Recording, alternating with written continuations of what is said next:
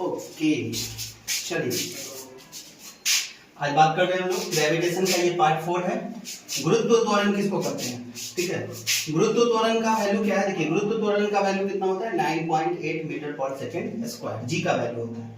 गुरुत्व त्वरण यानी स्मॉल जी, इसका वैल्यू क्या है gm by r square. Formula देखिए gm बाई आर स्क्वायर। ये g क्या है, कैपिटल वाला, कैपिटल जी वाला है गुरुत्वीय नियतांक, यानी कैपिटल जी का वैल्यू आपको पता है 6.67 into 10 to the power -11 होता है। गुरुत्व त्वरण का वैल्यू यानी स्मॉल जी का वैल्यू 9.8 मीटर पर सेकंड स्क्वायर होता है। ये खोज कौन किए थे, हेनरी कैवेंडिश, अपने एक्सपेरिमेंट से निकाले थे इसको, ठीक है। इसमें रख के, इस वैल्यू को रख के यहां से निकाले थे। ये जी का वैल्यू रखे थे, मास ऑफ अर्थ रखे थे, ठीक है, और रेडियस यानी 6400 किलोमीटर जो होता है रेडियस, उस वैल्यू को पुट करने पे आंसर आया था 9.8 मीटर पर सेकंड स्क्वायर। गुरुत्व त्वरण किसको कहते हैं, तो प्रत्येक ग्रह का एक त्वरण होता है, प्रत्येक ग्रह होता है। जैसे ये जो त्वरण है वो किसका है, अर्थ का है। उसी तरह से मून का एक अलग त्वरण होता है।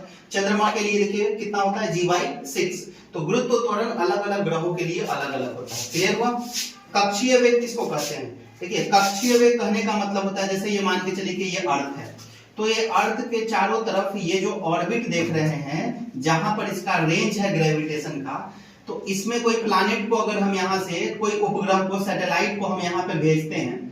अब सैटेलाइट क्या करता है, जैसे अगर हम लोग आज दूरभाष यूज करते हैं, अगर कोई हम लोग टेक्नोलॉजी को आगे बढ़ाते हैं, तो सैटेलाइट उसमें हमको काफी हेल्प करता है। जैसे मोबाइल वगैरह भी आप यूज कर रहे हैं, तो आपको नेटवर्क कौन दे रहा है, सैटेलाइट यहाँ से कम्युनिकेट कर रहे हैं, यहाँ पे एक दूसरे से जुड़े हुए हैं।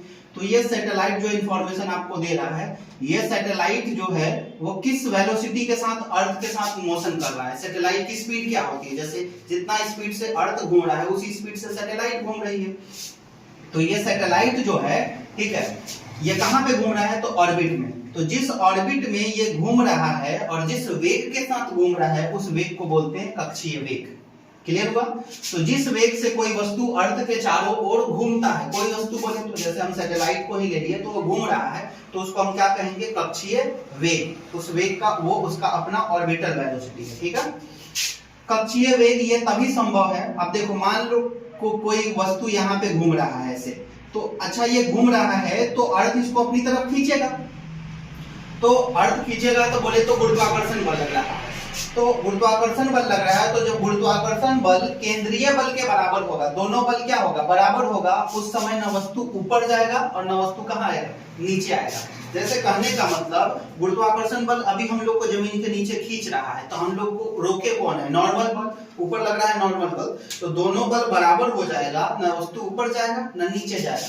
यही सिचुएशन यहाँ पे है। यहाँ पे गुरुत्वाकर्षण बल जो होता है वो केंद्रीय बल यानी सेंट्रीपिटल फोर्स के बराबर हो जाता है, तो उस वेग को कौन सा वेग कहते हैं, कक्षीय वेग कहते हैं। स्मॉल जी और कैपिटल जी में क्या अंतर है, स्मॉल जी एक तरह का त्वरण है, कैपिटल जी एक तरह का नियतांक है।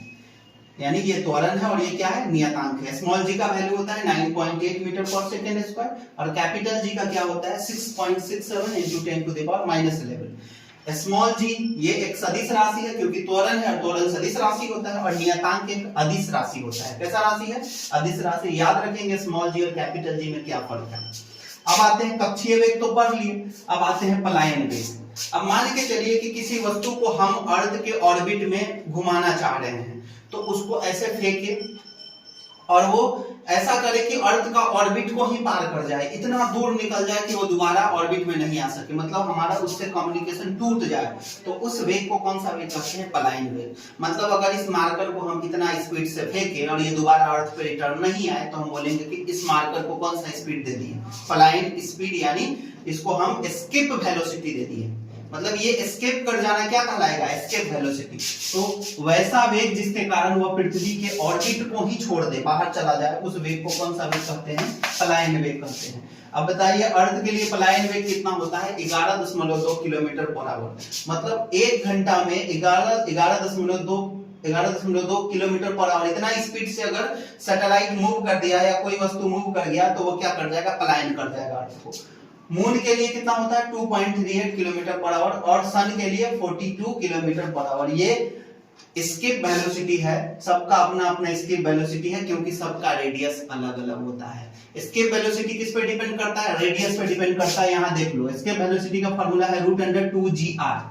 रूट अंडर 2gr, मतलब जिसका रेडियस, अगर कोई ऐसा ग्रह है जिसका रेडियस बहुत ज्यादा है, बहुत बड़ा है, जैसे बृहस्पति के लिए रेडियस बहुत बड़ा होगा, तो वहां पे उसका वैल्यू रखेंगे तो उसका एस्केप वेलोसिटी क्या हो जाएगा, और ज्यादा हो जाएगा।